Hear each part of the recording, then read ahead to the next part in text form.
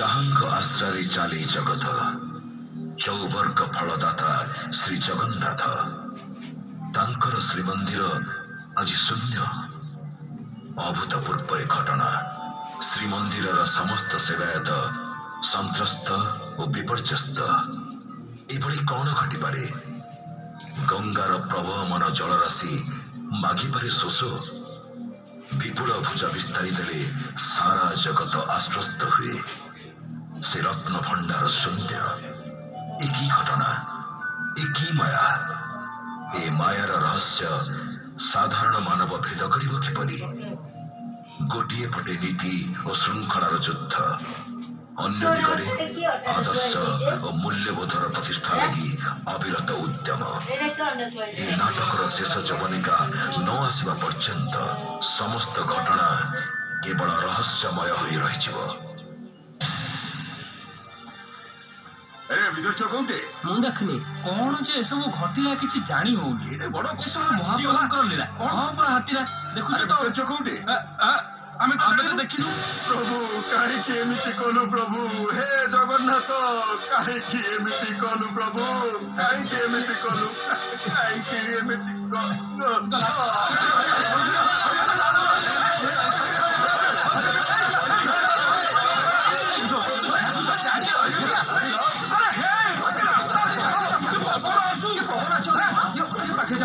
अरे चेता पड़िए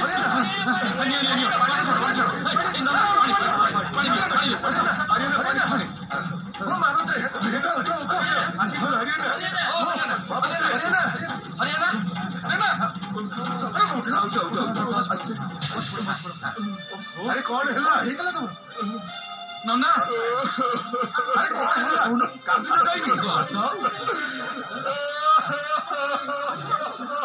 अरे कौन है कौन कहलु? मोर सबू सरीगला देवला करणे सबू सरीगला। बलियारे बुझ मते दगा देछि मोलागे कपट करिछि।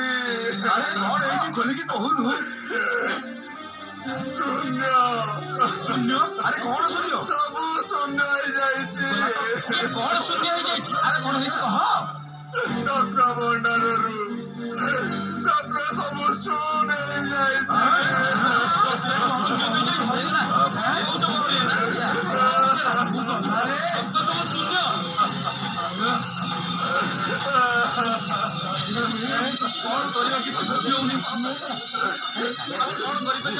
ଯାଇ ଦେଖିଲା ବେଳକୁ ତାଲା ଭଗାଇଛି। ଆଉ ରତ୍ନ ଭଣ୍ଡାରରୁ ରତ୍ନ ସବୁ କିଏ ପୋଛି ନେଲା ପୋଛି ନେଇଛି। ମୁଁ ଏବେ କଣ କରିବି ଭାଇନା? ମତେ କିଛି ବୁଦ୍ଧି ଦିଶୁନି। ମତେ କିଛି ବୁଦ୍ଧି ବାଟ ଦିଅ ଭାଇନା। କଣ କରିବି?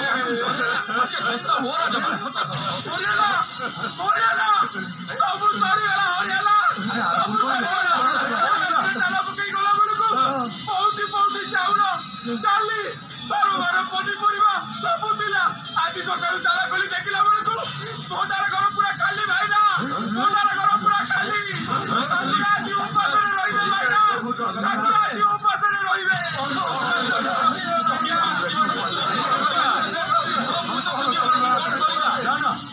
ବାର ଯୋଗୁ ଜଣେଇବା ଛଡା ଆଉ କୌଣସି ଉପାୟ ନାହିଁ।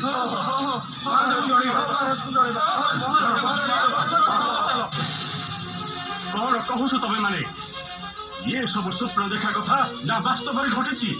ଛାମୁ ଯାହା ସବୁ ସତ ଘଟିଛି ସେୟା ହିଁ କହିଛି। ରତ୍ନ ଭଣ୍ଡାର ଖାଲି, ଭୋଗ ଭଣ୍ଡାର ଖାଲି, ଠାକୁର ମାନଙ୍କର ସୁନା ଅଳଙ୍କାର ଗୋଟିଏ ହେଲେ ବି ନାହିଁ। ମୁଁ ବୁଝିପାରୁନି ଏସବୁ କେମିତି ଘଟୁଛି, କାହିଁକି ଘଟୁଛି? ପ୍ରଥମେ ଦେଶରୁ ବାଲି ବାହାରିଲା, ତାପରେ ମଥାମଣି ଚୋରି ହେଲା, ଅବଶ୍ୟ ପରେ ମିଳିଗଲା। ଏବେ ଦେଉଳର ସବୁ ଜିନିଷ ଚୋରି ହେଇଯାଇଛି। ନିଶ୍ଚୟ ତୁମମାନଙ୍କ ଭିତରୁ କେହି ନା କେହି ନୀତିରେ ବିଭ୍ରାଟ କରୁଛ। ମହାପାତ୍ରେ ମଣିମା ଆଜି ସକାଳୁ କଣ କଣ ଘଟିଛି ମତେ ଗୋଟି ଗୋଟିକିରି କୁହ। ଛାମୁ ଆଜି ସକାଳୁ ମନ୍ଦିରକୁ ଆସି ମୁଁ ତ ଭାଙ୍ଗି ତାଲା ଖୋଲିଲି। ତାପରେ ଭିତରକୁ ଯାଇ ଦେଖିଲି ଅଳ୍ପ କିଛି ଜିନିଷ ଲଣ୍ଡ ଭଣ୍ଡ ହେଇ ପଡିଛି। ମଥାମଣି ହଜିବା ଦିନଠୁ ଛାମୁ ମୁଁ ଭାରି ସତର୍କ ହେଇଯାଇଛି। ସବୁ କୋଲପ ପକେଇ ସାରି 3-4 ଥର ଟାଣିକି ଦେଖେ କୋଲପ ପଡିଛି କି ନାହିଁ। ବେଢାରେ ପଡିଥିବା ଜିନିଷ ଗୁଡାକ ଦେଖି ମୋ ମନକୁ ପାପ ଛୁଇଁଲା। ମୁଁ ରତ୍ନଭଣ୍ଡାର ଆଡକୁ ଧାଇଁଗଲି। ଆଉ ତାପରେ ଦେଖିଲି କୋଲପ ଭଙ୍ଗା ହେଇଛି। ଆଉ ରତ୍ନଭଣ୍ଡାର ରତ୍ନ ସବୁ କିଏ ପୋଛି ନେଲା ଭଳି ପୋଛି ନେଇଛି ଛାମୁ, ପୋଛି ନେଇଛି। ଖବର ପାଇ ମୁଁ ଦେଉଳକୁ ଚାଲି ଆସିଲି ଛାମୁ। ରୋଷେଇଆ ସୁପକାର ମତେ କହିଲେ କାଲି ରାତିରେ ଯେଉଁ ମହାପ୍ରସାଦ ବଳିଥିଲା ସେସବୁ କିଏ ଖାଇ ଦେଇଛି। ଭଙ୍ଗା ହାଣ୍ଡି ସବୁ ରୋଷେଇ ଘରେ ପଡିଛି, ଚୁଲି ବି ତଡା ହେଇଛି। ଆଉ ଏକଥା ଜାଣିବାକୁ ପାଇଲି ଛାମୁ କାଲି ରୋଷେଇ ପାଇଁ ଭଣ୍ଡାର ଘରେ ଗୋଟେ ହେଲେ ବି ଚାଉଳ ନାହିଁ।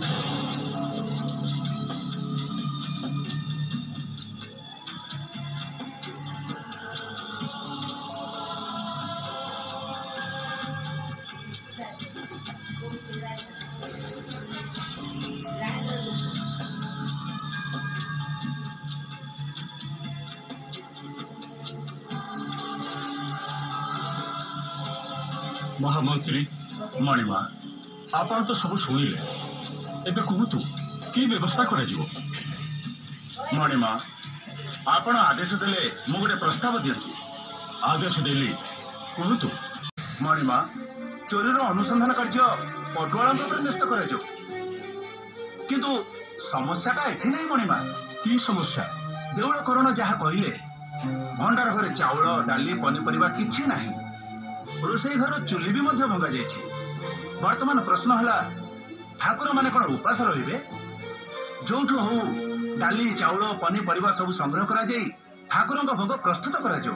ଆପଣ ଠିକ କହିଛନ୍ତି, କିନ୍ତୁ ଏତେ ଶୀଘ୍ର ଭୋଗର ବ୍ୟବସ୍ଥା ହେବ କେମିତି? ମୋର ପ୍ରସ୍ତାବ ହେଲା, ସବୁ ବେପାରୀ ମାନଙ୍କୁ ଡାକି ଆଦେଶ ଦିଆଯାଉ ସେମାନେ ଅତି ଶୀଘ୍ର ଡାଲି, ଚାଉଳ, ପନିପରିବା ମନ୍ଦିରକୁ ଯୋଗାଇ ଦିଅନ୍ତୁ।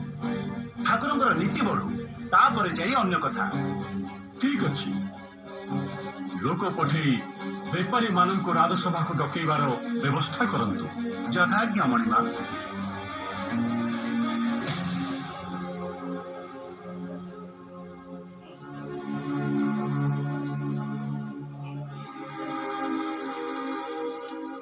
ତୁମେମାନେ ଶ୍ରୀମନ୍ଦିରରେ ଘଟିଥିବା ଏପର୍ଯ୍ୟନ୍ତ ସମସ୍ତ ଘଟଣା ଶୁଣିଲ। ଏମିତି ଘଟିବା ହୁଏତ ଆଗରୁ କେହି ଶୁଣିନଥିବ ବୋଧେ। ଏମିତି ଅବସ୍ଥା ହେଇଛି ଯେ ଠାକୁର ମାନଙ୍କୁ ଭୋଗ ଲାଗିବା ପାଇଁ ମନ୍ଦିର ଭଣ୍ଡାର ଘରେ କିଛି ବି ନାହିଁ। ଖାଲି ସେତିକି ନୁହେଁ, ଏ କ୍ଷେତ୍ରରେ ଅନେକ ସାଧୁ, ସନ୍ଥ, ସନ୍ନ୍ୟାସୀମାନେ ଅଛନ୍ତି ଯୋଉମାନେ କି ମହାପ୍ରସାଦ ଉପରେ ନିର୍ଭର କରନ୍ତି। ମହାପ୍ରସାଦ ନ ଉଠିଲେ ସେମାନେ ବି ଉପବାସରେ ରହିଯିବେ। ତୁମେମାନେ ଏ ପରିସ୍ଥିତିରେ ମତେ କିପରି ସାହାଯ୍ୟ କରିପାରିବ ସେ ବିଷୟରେ କୁହ। ଆମେ ଯେ ଠାକୁରଙ୍କ କାମରେ ଲାଗିବୁ ସେଇଟା ଆମର ପରମ ସୌଭାଗ୍ୟ। ଠାକୁରଙ୍କ ଲାଗି ଆମର ଏ ଧନ ସମ୍ପତ୍ତି। ଠାକୁର ଅଛନ୍ତି ବୋଲି ଯାତ୍ରୀମାନେ ଦେଶ ବିଦେଶରୁ ଆସୁଛନ୍ତି, ଆଉ ଯାତ୍ରୀମାନେ ଆସୁଛନ୍ତି ବୋଲି ଆମର ବେପାର ଭଲ ହଉଛି। ଖାଲି ଆଜି ନୁହେଁ, ଆଜିଠୁ ଯେତେ ଦିନ ପର୍ଯ୍ୟନ୍ତ ଚାଉଳ, ଡାଲି, ପନିପରିବା ଯାହା ଦରକାର ସବୁ ଆମେ ମନ୍ଦିରକୁ ଯୋଗେଇ ଦେବୁ। ନା କଣ କହୁଛ? ବେପାରୀ ଭାଇମାନଙ୍କୁ ନେଇ ସେ ଦାୟିତ୍ୱ ମୁଁ ନେଲି ମଣିମା। ହେ ମହାପ୍ରଭୁ, ତମର ଦୟା ହେଇନଥିଲେ ଆଜି ଏତେ ବଡ ସଂକଟରୁ ମୁଁ ରକ୍ଷା ପାଇନଥାନ୍ତି। ତୁମେ ହିଁ ବଡ ପ୍ରଭୁ, ତୁମେ ହିଁ ବଡ। ହେ କରୁଣା ସାଗର, ପତିତ ପାବନ ମହାବାହୁ, ତୁମେ ହିଁ ବଡ ପ୍ରଭୁ, ତୁମେ ହିଁ ବଡ। ମା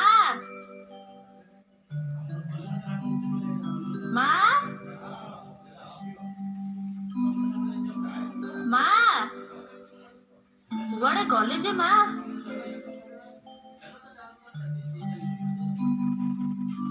ମା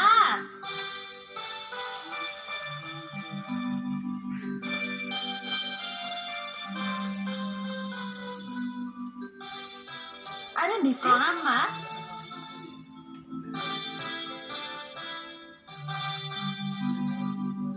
କୁଆଡେ ଯାଇଥିଲୁ? ଆପଣ କହିଥିଲେ ପରା ମନ୍ଦିର ଉପରେ ନିଘା ରଖିବାକୁ। ହେଲେ ଆଜି କେତେ ଆଡେ ଯେ ନ ଘୁରିଛି କହିବାର ନାହିଁ। କାହିଁକି ବୁଲୁଥିଲୁ? କହୁଛି ମା, କହୁଛି। ସକାଳୁ ସକାଳୁ ମନ୍ଦିର ଭିତରକୁ ପଶିଲି। ଭିତର ଛୁଆ ଆସିଲେ କୋଲପରେ ସବୁ ମୁଦ ପରଖିଲେ। ତାପରେ କୋଲପ ଖୋଲି ଭିତରକୁ ଗଲେ। ବେତାଳେ ଯେତିକି ଆଣିଛନ୍ତି ମା ତାଠୁ ବେଶୀ ଲଣ୍ଡ ଭଣ୍ଡ କରିଦେଇ ଆସିଛନ୍ତି। ଏଠି ସେଠି ଭଙ୍ଗା କୁଡୁଆ ହାଣ୍ଡି ସବୁ ପଡିଛି। ତାପରେ ଜଣ କରି ସେବକ ମାନେ ପଶିଲେ। ପଣ୍ଡା ପଢିଆରି ଆସିଲେ, ସୁଆର ସେବକ ମାନେ ବି ଆସିଲେ, ରୋଷଘର ଲୋକ ବି ଆସି ପହଞ୍ଚିଲେ। ଓହୋ, ତୁ କଥା ଲମ୍ବା ନା, କହ। କହିବି କଣ, ତାପରେ ତ ହାଲ ହୁଳି ପଡିଗଲା ଆଉ। ଭଣ୍ଡାର ଘର ଖାଲି, ରତ୍ନ ଭଣ୍ଡାର ବି ଖାଲି, ସବୁଆଡେ ଖାଲି ସେବକ ହାଉ ଯାଉ। ହେଲେ ଆପଣଙ୍କ ପୂଜକ ଭାଗି କୁଣ୍ଡିଆ ଠିକ ଧରିଛି ମା। ସେ କହି ବୁଲିଲା, ମନ୍ଦିରରେ ଲକ୍ଷ୍ମୀ ଠାକୁରାଣୀ ନାହାନ୍ତି। ପିତୁଳା ସିନା ଅଛି, ହେଲେ ଠାକୁରାଣୀ ପିତୁଳା ଭିତରୁ ବାହାରି ଯାଇଛନ୍ତି। ଦେଉଳ କରଣ ଆଉ ଭିତର ଛଅ ଏମାନେ କଣ କହୁଛନ୍ତି? ଭିତର ଛଅ ତ ରତ୍ନ ଭଣ୍ଡାର ଖାଲି ଦେଖି ମୂର୍ଚ୍ଛା ହେଇଗଲେ ମା। ପାଣି ଛିଞ୍ଚା ଛିଞ୍ଚି କଲାରୁ ଟିକେ ସାଷ୍ଟାଙ୍ଗ ହେଲେ। ତାପରେ ଦେଉଳ କରଣ ସାଙ୍ଗରେ ପରାମର୍ଶ କରି ମହାରାଜାଙ୍କୁ ଦେଖା କରିବା ପାଇଁ ନଅରକୁ ବାହାରିଗଲେ। ତାହେଲେ କାଲିକାର ଘଟଣା ମନ୍ଦିର ଭିତରେ ବେଶ ଆଲୋଡ଼ନ ସୃଷ୍ଟି କରିଛି। ତାପରେ କଣ ହେଲା କହ? ତୁ ରାଜନଗର ଯାଇଥିଲୁ? ଯାଇଥିଲି। ରାଜା କଣ କହିଲେ? ରାଜା ତ ଏକଥା ଶୁଣି ଥକ୍କା ମାରିଗଲେ। ରାଜସଭାରେ ଯେତେ ଲୋକ ଥିଲେ ସମସ୍ତେ ଚୁପ୍। କାହାରି ତୁଣ୍ଡରେ କିଛି ଭାଷା ନାହିଁ ମା। ସଭା ଭିତରେ ଛୁଞ୍ଚିଟିଏ ପଡିଲେ ବି ଶବ୍ଦ ହବ। କେତେବେଳକୁ ମନ୍ତ୍ରୀ କହିଲେ, ଏଠିକାର ବେପାରୀ ମାନଙ୍କୁ ଡକାଯାଉ, ଅନ୍ତତଃ କିଛି ଦିନ ଚଳିବା ପାଇଁ ଚାଉଳ, ଡାଲି, ପନିପରିବା ଦିଅନ୍ତୁ, ତାପରେ ଦେଖାଯିବ। କଟୁଆଳକୁ ଦାୟିତ୍ୱ ଦିଆଗଲା, ଚୋରିର କାରଣ, ଚୋରି କିଏ କରିଛି, ଚୋରି ଜିନିଷ କେମିତି ମିଳିବ ତାରି ବ୍ୟବସ୍ଥା କରିବା ପାଇଁ। ବେପାରୀ ମାନେ କଣ କହିଲେ? କଣ ଆଉ କହନ୍ତେ ମା, ଠାକୁରଙ୍କ କାମ, ପୁଣି ରାଜାଙ୍କ ଆଦେଶ, ମନା କରିବାର ଚାରା ଅଛି। ରାଜସ୍ୱ ବୁଦ୍ଧି ଦେଲା ଶଗଡେ ଚାଉଳ, 17 ପାତ୍ର ଦେଲା ଡାଲି, ମସଲା, ଘିଅ, ନବାତ ସବୁ। ପରିବା ବେପାରୀ ମାନେ ପରିବା ନେଇ ବେଢାରେ ସବୁ କୁଢ କଲେଣି। ରୋଷ ଘରେ ଚୁଲି ମରାମତି ବି ଚାଲିଛି। ସବୁ ଚୋରି ହେଇଗଲେ କଣ ହବ? ଯାହା ଯେମିତି ଚାଲିଥିଲା ଫେର ସେମିତି ସବୁ ଚାଲିବ ନା? ସେମିତି ଚାଲିପାରେ ନା, ଚାଲିପାରିବ ନାହିଁ। ରାଜସ୍ୱ ବୁଦ୍ଧି ଆଉ 17 ପାତ୍ର ମାନଙ୍କ ପାଇଁ ଏତେ କଥା ହେଲା ମା। ତାଙ୍କୁ ପାଣି ନଦେଲେ ନା। ସେମାନଙ୍କର କଣ ଦୋଷ? ସେମାନେ ତ ରାଜାଦେଶ ପାଳନ କରୁଥିଲେ। ସେମାନେ କୋଉଠୁ ଜାଣିବେ? ସମସ୍ୟା ଚୋରିରୁ ଆରମ୍ଭ ହେଇନି। ସମସ୍ୟା ଏ ଘଟଣାଠୁ ଅନେକ ବଡ, ଅନେକ ବ୍ୟାପକ। ତାହେଲେ ରାଜା କଣ? ଏଥିପାଇଁ କେହି ଦୋଷୀ ନୁହନ୍ତି କି କେହି ବି ଦାୟୀ ନୁହନ୍ତି।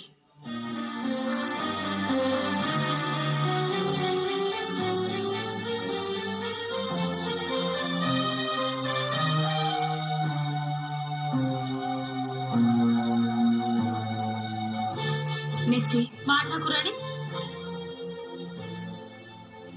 ରୋଷ ଘରେ ଚୁଲି ସବୁ ମରାମତି ହଉଛି ନା? ହଁ ମା। ରନ୍ଧନ ସାମଗ୍ରୀ ସବୁ ଜମା ହେଇଗଲାଣି ନା? ହଁ ମା। ତାପରେ ଚୁଲି ଜଳିବ, ଭୋଗ ପଦାର୍ଥ ପାକ ହବ, ଠାକୁର ମାନେ ଭୋଗ ଗ୍ରହଣ କରି ସୁଖରେ କାଳତିପାତ କରିବେ। ଆଉ ଲକ୍ଷ୍ମୀ ଲକ୍ଷ୍ମୀ ସେମିତି ନିର୍ବାସିତ ହେଇ ରହିବ ନା? ସେମିତି ହବନି, ହେଇପାରିବନି। ଚୁଲି କେବେ ଜଳିବନି, ପାକ ଶୀଘ୍ର ହେବ ନାହିଁ, ହବ ନାହିଁ। ଠାକୁର ମାନଙ୍କୁ ଅଭୁକ୍ତ ରହିବାକୁ ପଡିବ।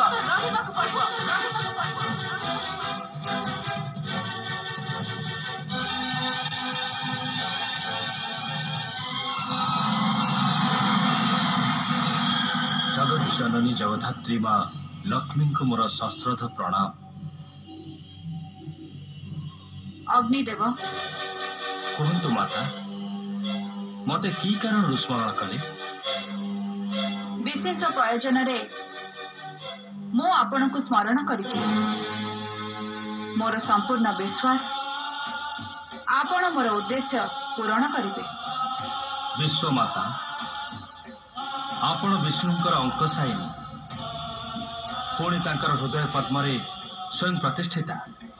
ଆଦେଶ କରନ୍ତୁ ମାତା, ଆପଣଙ୍କ ଉଦ୍ଦେଶ୍ୟ ପୂରଣ ପାଇଁ ଏ ସମଗ୍ର ସୃଷ୍ଟିକୁ ଜାଳି ପୋଡ଼ି ଛାରଖାର କରିବା ଆବଶ୍ୟକ। ନା ଅଗ୍ନିଦେବ, ଏ ଘଟଣାର ମୀମାଂସା ପାଇଁ ଆପଣଙ୍କ ସହଯୋଗ ମୁଁ ଆବଶ୍ୟକ କରେ। କୌଣସି ଏକ ଦୁର୍ଭାଗ୍ୟଜନକ କାରଣରୁ ମୁଁ ବର୍ତ୍ତମାନ ଆଉ ବିଷ୍ଣୁଙ୍କ ଅଙ୍କସାଇନୀ ନୁହେଁ କି ତାଙ୍କ ହୃଦୟ କମଳରେ ଅଧିଷ୍ଠିତ ନୁହେଁ। ଅସମ୍ଭବ। ଯଦି ଏଇଆ ହେଇଥାନ୍ତା ତାହେଲେ ଧରଣୀ ଏପର୍ଯ୍ୟନ୍ତ ତିଷ୍ଠିବା ସମ୍ଭବ ହେଇନଥାନ୍ତା। ତେବେ ଏହା ଯଦି ଏକ ଲୀଳା ହୁଏ ତାହେଲେ ସେ ଅନ୍ୟ କଥା। ଇଏ ଲୀଳା ନୁହେଁ ଅଗ୍ନିଦେବ, ବରଂ କହିପାରନ୍ତି ଇଏ ଏକ ପ୍ରକାରର ମନାନ୍ତର। ଏ କ୍ଷେତ୍ରରେ ମୋର କଣ ଭୂମିକା ମାତା? ମୁଁ ଚାହେଁ ରନ୍ଧନଶାଳାର ଅଗ୍ନି କେବେ ବି ଜଳିବ ନାହିଁ। ମାତା, ବିସ୍ମିତ ହଉଛନ୍ତି ନା? ମାତା, ରନ୍ଧନଶାଳାରେ ଅଗ୍ନି ନ ଜଳିଲେ ରନ୍ଧନ ହବ କେମିତି? ରନ୍ଧନ ହବ ନାହିଁ। ଠାକୁରମାନେ କଣ ଅଭୁକ୍ତ ରହିବେ? ତାର ବିଚାର ମୋ ଉପରେ ଛାଡ଼ି ଦିଅନ୍ତୁ। ମହାପ୍ରସାଦ ସେବନ କରୁଥିବା ଭକ୍ତମାନଙ୍କର କଣ ହବ? ଅଗ୍ନିଦେବ, ମାନବ ଜାତି ଏକ ବିଚିତ୍ର ସୃଷ୍ଟି। ଯେକୌଣସି ପରିସ୍ଥିତିକୁ ସମ୍ମୁଖୀନ ହେବାର ଅଦ୍ଭୁତ ଶକ୍ତି ସେମାନଙ୍କର ଅଛି। ମହାପ୍ରସାଦ ପାଇବା ପାଇଁ ସେ ଦିନେ 2 ଦିନ ଅପେକ୍ଷା କରିପାରନ୍ତି, ନ ମିଳିଲେ ସେ ଅନ୍ୟ ବ୍ୟବସ୍ଥା କରିନେବେ। ଆଶା କରୁଛି ମୋର ଆପଣଙ୍କୁ ସ୍ମରଣ କରିବା ନିଷ୍ଫଳ ହେବ ନାହିଁ। ନା ମାତା, ଆପଣଙ୍କ ଆଜ୍ଞା ନିଶ୍ଚୟ ପାଳିତ ହବ। କାଳିଆ କାଳିଆ ତୋ ନା କାଳିଆ। ଆରେ ଇଏ କଣ ହେଇଗଲା? ଏ କୋଉଟା ଏମିତି ଶୁଖିଲା ଠକ ଚୋପ ବୋଲି ପାଣି ନେଇ ଇଏ କୂଅ ଉପରେ କାହାର ଖରାପ ନଜର ପଡିଗଲା ନା କଣ? ବଡ ଆଚମ୍ବିତ କଥା ଇଏ। ହତିନା ସର୍ବନାଶ ହେଇଗଲା, ସର୍ବନାଶ ହେଇଗଲା।